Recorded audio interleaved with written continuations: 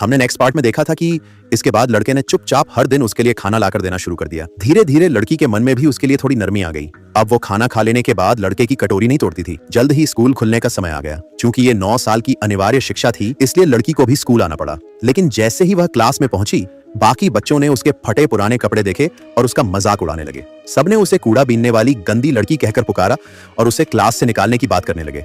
अच्छा हुआ कि लड़का क्लास का मॉनिटर था। उसने तुरंत सबको डांट लगाई और चेतावनी दी कि अगर किसी ने दोबारा ऐसा किया तो वह सीधे टीचर से शिकायत करेगा। ये सुनकर सब बच्चे चुपचाप अपनी जगह पर जाकर बैठ गए। दोपहर के खाने के समय लड़की के सामने भरी हुई थाली देखकर बाकी बच्चे फिर मजाक उड़ाने लगे। कोई बोला, खाओ खाओ, सबका खाना तुम्हारा ही है। तो कोई बोला, शर्म नहीं आती। किसी ने कहा, अगर खाना नहीं होता तो छोड़ देती।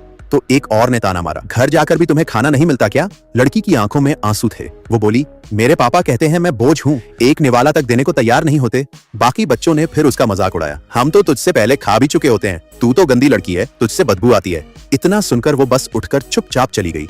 थोड़ी देर बाद कुछ बच्चे आपस में बातें करने लगे कि कहीं उन पर पानी तो उसी लड़की ने नहीं डाला था। किसी ने कहा, नहीं, शायद उस लड़के ने किया था, वो भी तो अभी हमारे ऊपर हंस रहा था, देखना हम कैसे सबक सिखाते हैं। स्कूल की छुट्टी के बाद रास्ते में एक मोटा लड़का लड़की की किताबें छीनकर उसे परेशान करने लगा। यह सब लड़के ने देख लिया और तुरंत आगे आकर उस मोटे लड़के को रोका। उसी दौरान लड़की ने मौका पाकर उस लड़के को चुपके से काट लिया। गुस्से में मोटे लड़के ने लड़की को जोर से धक्का दे दिया और चिल्लाया कि इसे तो गटर में फेंक देना चाहिए। तभी लड़के ने हिम्मत दिखाई और बोला, तुम लोग उसे छू भी नहीं सकते, उसे मेरे हवाले करो। फिर उसने सबको चुनौती दी, तुम जैसे 10 और आ जाएं तो भी मैं अकेला ही निपट लूंगा। बच्चे डर गए और पीछे हटने लगे, लेकिन तभी कुछ और बच्चों ने शोर मचाया, उससे निपटो, उसे सबक सिखाओ। और सब उसके पीछे भागने लगे। हर तरफ से आवाजें आने लगी, पकड़ो उसे, जल्दी भागो, उससे सबक सिखाना है। लेकिन लड़का डटा रहा, वो थका नहीं, पीछे नहीं हटा, उसने पूरी हिम्मत से सामना किया। और यही दिखाता है कि असली ताकत कपड़ों, पैसे या शक्ल में नहीं होती, बल्कि हिम्मत और इंसानियत में होती है।